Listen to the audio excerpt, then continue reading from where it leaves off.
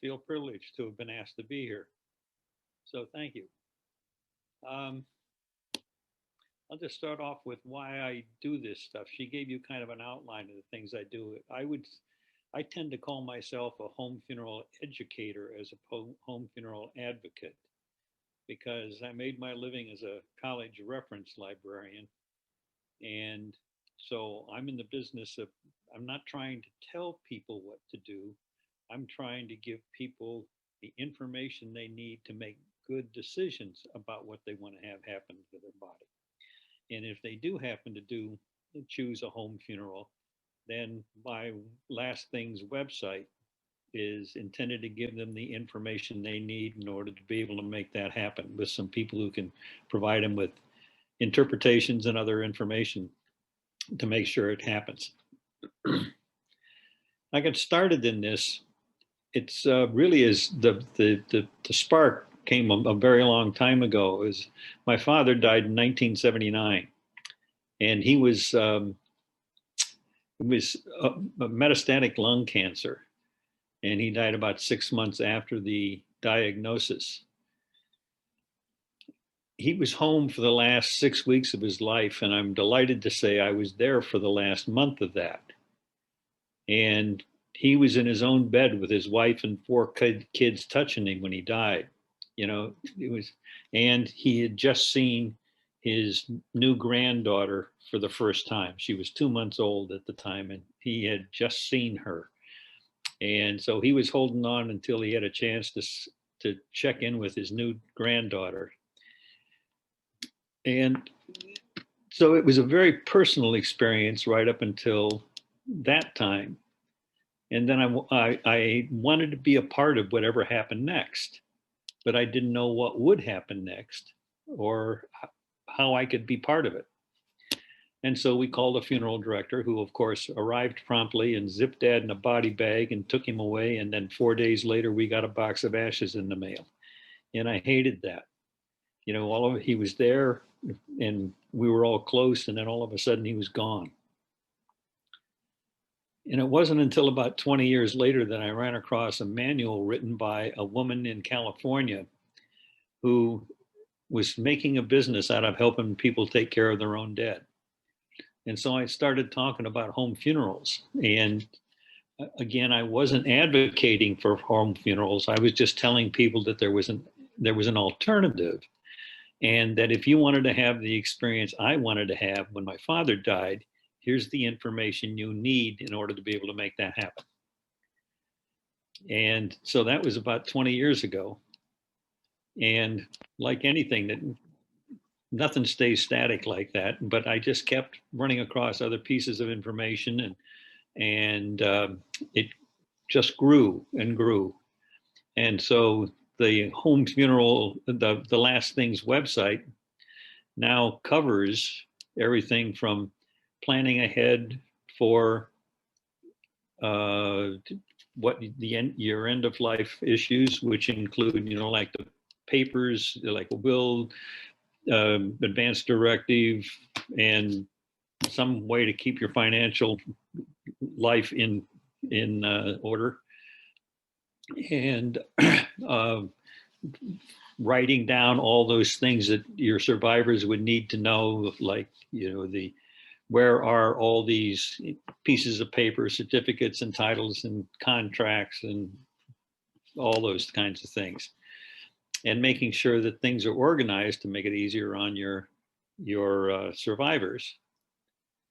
And then I really highly recommend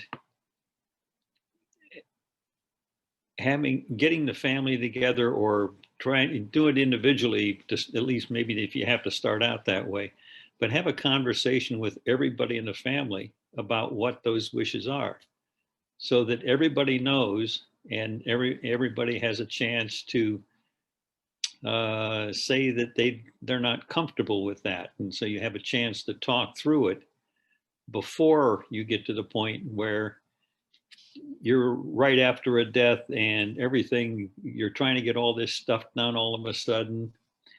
And at least I don't know what it's like for you people, but in the United States, there are families get torn apart because the kids can't agree on what should happen to their mother after she dies, you know.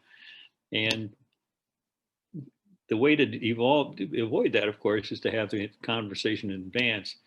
But it also just makes the whole process at the end of life so much easier, and you can be paying attention to the person who died, you know, and just being with them, as opposed to running around trying to make funeral arrangements, find somebody to watch the kids while you go to the funeral home, and all the rest of that stuff. Then the second page I call funeral options, and I just go through I outline all the options for in-ground burial.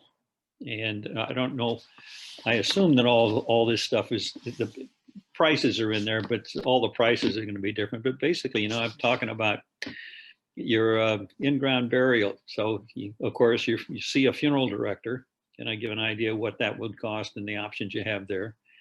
And the other end of the scale is to do a home funeral, where you can do the entire process by yourself or with your family. I mean, you need help, but there's no need to involve a funeral director in any part of the process. And then you can also just kind of blend those two together, because at least in the US, the funeral industry is competitive enough that you can ask a funeral director, and you should ask a funeral director, if you're talking to one, for just what you want. You tell them what you want. You don't let them tell you what they offer. You tell them what you want. And if they don't agree to do what it is that you want them to do, call another funeral director. It's pretty competitive business in Maine here where I'm living. There are a couple of variations on that, in almost every state in the United States, you can be buried on your own property if you have created what Maine calls a family burying ground. Pretty simple process. You know, it's just the major thing is setting aside a portion of your land and marking it so that it's visually different than the rest of the land. You know, like by putting around it on the boundaries of that family burying ground a fence, a hedge, a row of rocks, something that just sets it apart visually. And that a fence is often just, you know, a post every 10 feet with or 3 meters with a chain or a wire rope or something just strung between them. So it's just a visual set aside. It's not intended to keep people in or out at all. They have a size limit, but that size limit, you know, is half an acre, which is like 200 feet by 200 feet. And you can bury a lot of people in that length, that size. So it doesn't have to be that size. It can't be more than that size. And then you have to register your family burying ground on the deed. So if the property is ever sold, well, two things that it does is partly so that if the property is ever sold, the people who are buying it know in advance that there is a family cemetery on that property. And that may have some effect on their decision about whether to buy it or not. The other thing it does is, once that is recorded on your deed, your family owns that family cemetery forever. Even if the rest of the property is sold, your family still owns that family cemetery. And whoever does own the property can't keep your family from having reasonable access for visits or maintenance.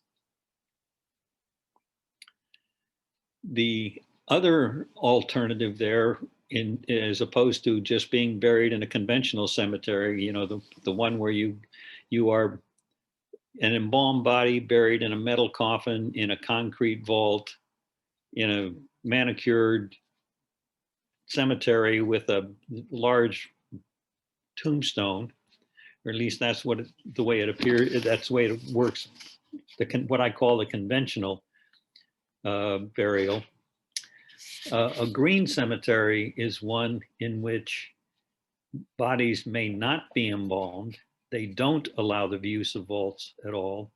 whatever you're buried in has to be biodegradable. It can be a pine box, a cardboard box, a quilt made of natural materials, or a shroud made of natural materials, just as long as it's biodegradable. They don't allow monuments. Graves are marked with a stone, usually found locally, that is just engraved with the person's name and dates. And then the body is only buried 3 to 3.5 feet deep. And the reason for that is that's the lower limit at which oxygen penetrates the soil in Maine. And so the decomposition process is aerobic as opposed to anaerobic if you go down lower than that, because no oxygen gets there. And the effect of that is you're essentially composting yourself, because you're turning yourself back into, you're recycling the nutrients in your body.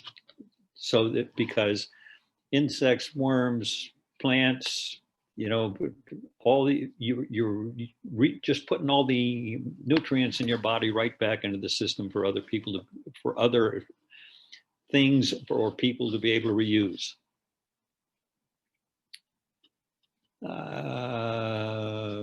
Green cemeteries. What else we got there? I think that's pretty much it in talking just about burials. So I'm going to talk about cremations now for a bit. The first thing I talk about is just contacting a funeral director. And they have what they're going to offer you first is their full service funeral, or the funeral is what takes place between the death and the final disposition. And so even if so that's the same whether you're going to be buried or cremated. But so you go through the same process, except that it's less expensive because you don't have all the cemetery costs, or your cemetery costs for cremation are much lower than they would be for an in-ground burial. You can ask this funeral director for what they call a direct cremation, and that just cuts out the embalming, visitation, and service in the funeral home. So you save like a quarter of the cost right there. But of course, that's very impersonal and doesn't allow you to be with the person much at all. There are also what we call, same words, slightly different meaning. There are direct cremation services here. And these are businesses run by a funeral director that do nothing but cremations. And so you call them after the death, they pick the body up, they provide the alternative cremation container, which is basically a large cardboard box. They do the paperwork, they transport the body to the crematory, and they get the ashes back to the family. And they all do that for about 1/4 of the price of a full service cremation through a funeral director. But again, it's pretty impersonal.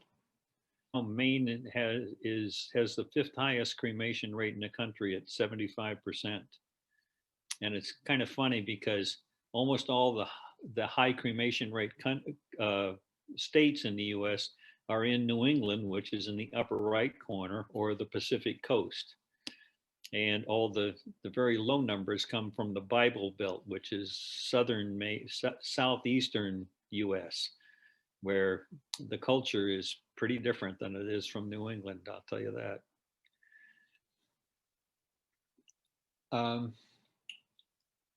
So you can do a home funeral. Again, you can do a cremation again without involving a funeral director, because you've done the funeral part, just like you would if you were the person who was going to be buried.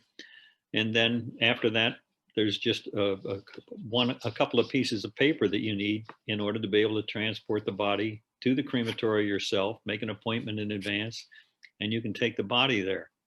And again, they will mail you you don't wait for the cremation to happen around here. They'll mail you the ashes after the process is over.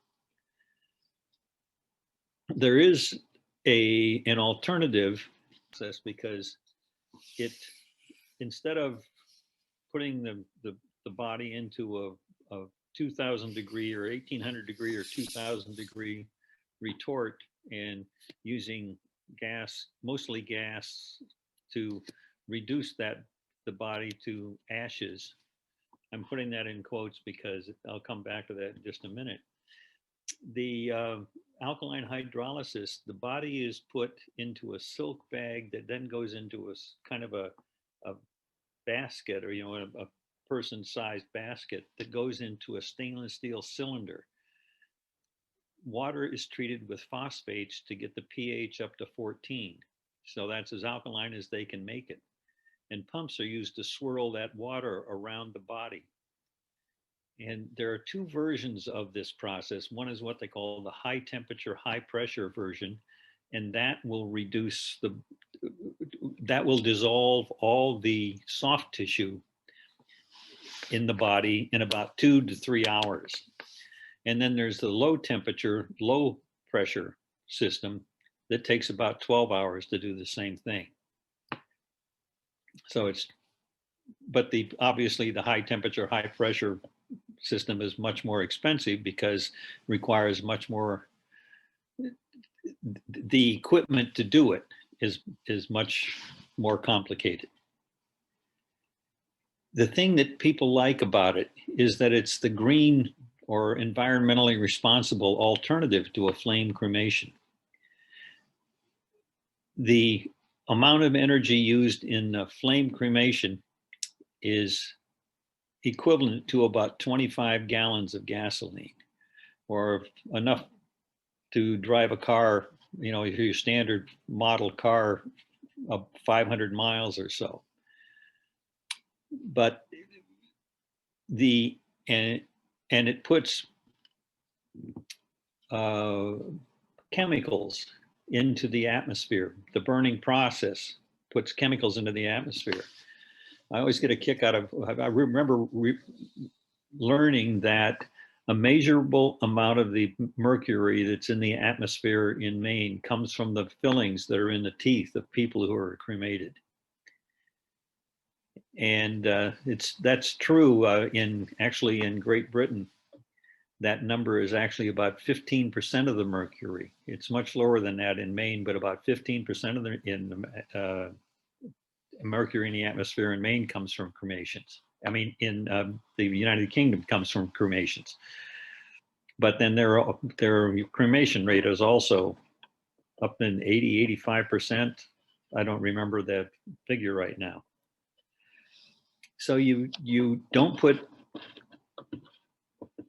chemicals or pollutants into the atmosphere, and you're using much less energy because you're only heating water 200 degrees instead of a retort to 2000 degrees.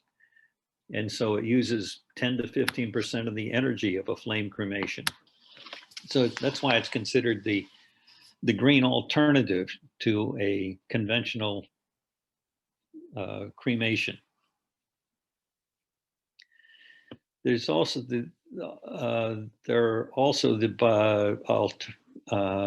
another alternative is you can donate your body, and I assume that same thing happens in Australia, where that medical schools need bodies that they use to teach anatomy to first-year medical students, and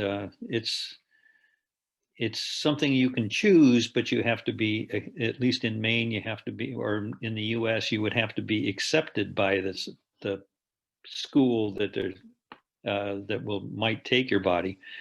And then you meet the requirements, but you also have to have a backup plan, because when you do die, you don't know that if your body will be in the condition they need in order to be able to to teach students anatomy with it.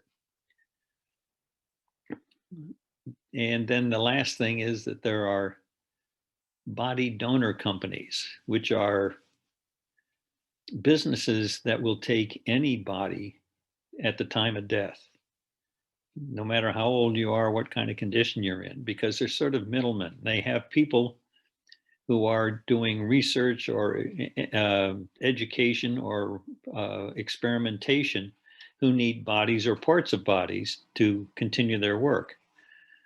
And so these people will pick up anybody, and then they have lists of people at what people are asking for them for, and then they put out what they have, and then they will sell a body or parts of a body to the people who need it for one of those purposes. It's one of those little side things that's going on that if you really knew what was happening in some with some of the things, I mean, you'd be appalled, no doubt, because at some if you get a body that's in good physical condition, you know, that body can be worth up to like $80,000 to the body donation company, and of course the family sees none of that. But and if with that amount of money involved, you know that there are people that are trying to work themselves in around the edges or get a cut of this or something, so that there are more potential problems there with less ethical providers. And that's basically a quick outline of all the funeral options we have here. One of the things that I also do, because woodworking has been an avocation of mine for 50 years. And so if you're a woodworker and you talk to people about home funerals, you build coffins. And I think that's how Lynn and I first got acquainted, because there are on the Last Things website, my website, there is a coffins page, and there are actually plans for, I think, 5 or 6 different coffins on there. And there's no charge for them, you know, just if you want to, here's the basic idea, and if you have any questions, here's how you contact me to find out more. And you know, I really like it. I'm not trying to make a business out of that at all. I'm not interested in mass producing anything. But what's really nice is when somebody finds you and they want to be part of, they want to be able to see and meet the person who's making the coffin. And it's a real pleasure or even an honor for me to have them come to me and then talk to me. And, you know, you have meet some really great people this way. But it's also, making the coffin is a very personal thing. And I think that if I had a complaint about the funeral industry in the United States, and I'm probably not much different in Australia, it would be that they do everything for you. And when my father died, it was so impersonal that I hated that. But after his memorial service, which was terrible because it was run by a fraternal organization he was a member of, and it was all about the organization and their ceremonies instead of about my father. But after that, we just told everybody to come back to our house because we had some beer and wine and some food. And if you cared to join us in the backyard, we'd be delighted to have you. And like 40 people were sitting around our backyard all afternoon and eating and drinking and laughing and crying and telling stories. And, you know, that made it so personal. I heard all these stories about my father that I'd never heard before, had no idea. And it was so cathartic. You know, for me, the acute phase of the bereavement process was over that afternoon because there was so much positive energy in that place. And so it's kind of the same thing, you know, making it personal in some way. And I also realized that much later, I realized that I had given everybody who told a story that afternoon a chance to express their grief, because they're grieving too, not the same way I was, but Dad was a part of their lives too. And so they were going through a bereavement process. And, you know, the best way to get rid of something like that is to be able to talk about it. And so they were telling stories and laughing, and it was just great. And so that's what I like about getting people to build the coffin, is that it is a very cathartic thing. And it's particularly a family ritual. You get the family together and they're all contributing. And even if the kids can contribute, because after you get the coffin built, you got to decorate it and turn them loose. Children ought to be included. Every age ought to be included in the process. Let's make it normal for them right from the start, and be a lot less fear or anxiety or just not knowing what's going on when it comes to the time when people die. Nobody's figured out a way to avoid that yet. And if I think they're crazy if they would want to avoid that, but that's another story. So let's see, what else do I have to tell you? There's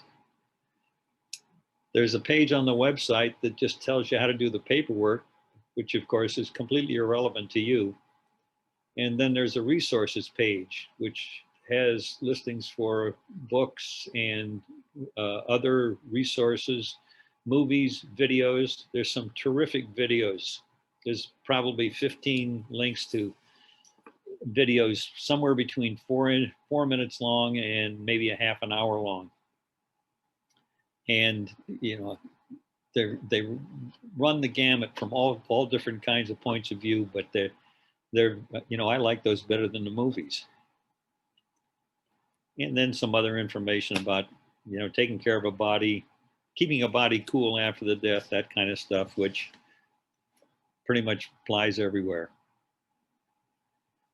So do I have anything else to say? I don't think so, but I'm like I said, I was a reference librarian, college reference librarian, so I'm pretty good at answering questions if you have any.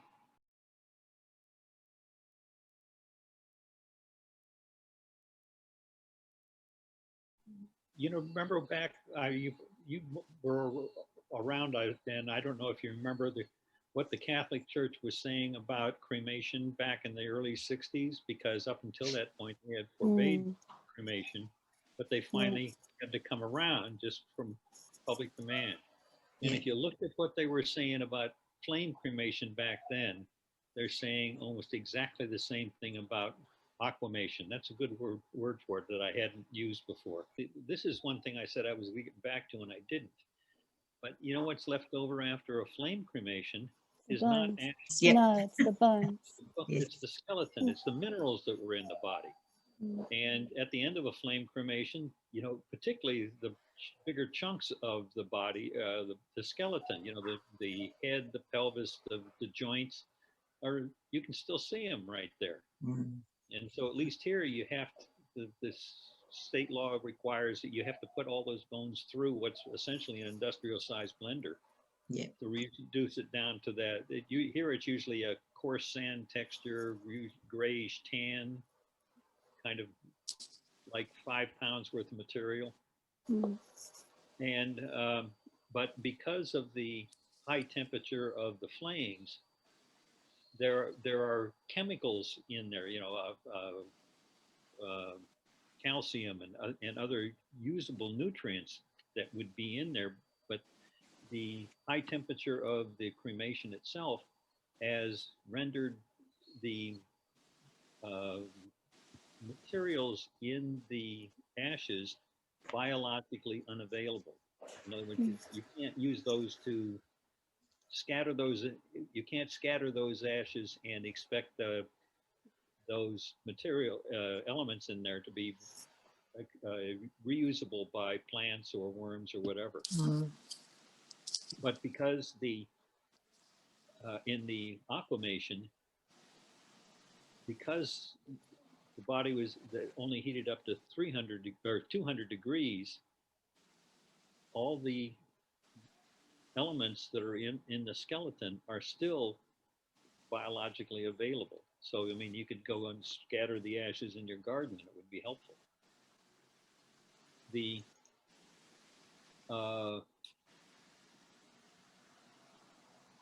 other point is that the alkalinity makes the bones brittle, and so that when you put them through that same blender type machine, it comes out a white powder, much more fine grains, and almost pure white. But you know, the same material, and it actually has slightly more of it because some of the um, material that's in the bones does get burned or blown up the stat from the retort. And then the other thing about that is that, of course, you've got the aquamation uses between 55 and 80 gallons of water, depending on the size of the person. And so that stuff is very alkaline. And so what do you do with it after they're through? Well, they bubble CO2 through the process, through that liquid. It's kind of like a brown soup, and it contains no DNA, no RNA, nothing like that. The stuff is broken down practically to the molecular level, and they bubble CO2 up through it until they get the pH down to 9. And at pH 9, it's only mildly alkaline, and you can put it in a sewer system. You can put it in a septic system. You could take it home and pour it on your garden because it's got usable nutrients in it. I use the words conventional for what they're doing now because to me the traditional way would be a body, an unembalmed body in a cardboard box or something biodegradable buried in the earth. So, and that's the traditional way things were done because they've been doing that for millennia, as opposed to the current model for funeral director directed funerals that exist today. Mm-hmm. Things.net is the website, and if you take a look at it, my email address and my phone number are right there. And as I said, I was a college reference librarian, and I say that just to make sure you know that it's impossible for you to ask too many questions. Just like to thank you, Chuck. It's great hearing you speak. It's very heartening that someone has done so much research and sharing it with us. So thank you very much. You're very welcome. Had experience with a home funeral? Yeah. Yeah. Yeah. Well, yeah, it's common in the Netherlands where my husband died. And what was the experience like for you? Well, it was interesting because we brought him home after he passed away that all the Dutch just knew to come around and say their goodbyes to him at home. So it was very special that he was there with us for that 3 days. And being an Australian living in a foreign country, even though I'd been there for a long time, it was kind of like this is their normal, whereas it wasn't my normal, having lost other family members years before, is that it was very impersonal when it's taken away from you, and how personal it was to have him at home, have everyone come visit. It was a normal part of life. And then he was cremated and we had a big party at the local pub in our village, and everybody came and told stories like you said, Chuck, about, and it was the first funeral my son had ever been to, and he was 19 at the time. And he said, Mum, that was amazing. He said, I heard stories I'd never known about Dad because he was a pilot for KLM. So there were all these pilots there. He'd done taekwondo for 10 years. So there were all his taekwondo mates there. There were all the Aussies that lived over there as well. So there was such a big cross section of people. And then an Irish guy came up to me at the wake and said, this is just like our wakes in Ireland, it's great. Everyone's laughing, crying, telling really amazing stories. And so it was, we called it a celebration of his life, and it was. And you're right about it, making it kind of a thing that everyone wants to be part of.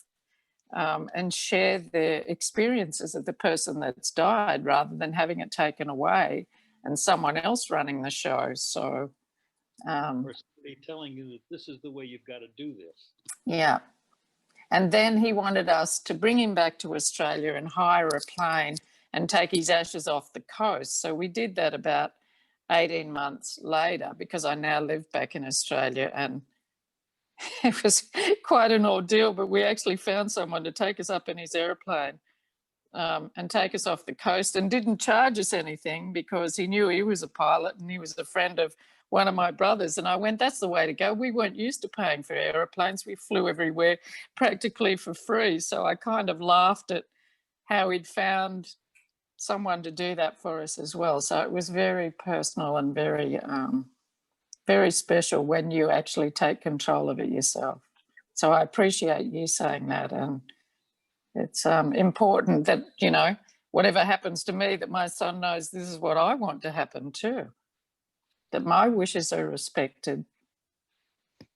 So I've got to tell you all that I did not contact her in advance. I did not prep her for this. That's totally unsolicited information that she said the same thing I did. Probably did a little better, had a better story too.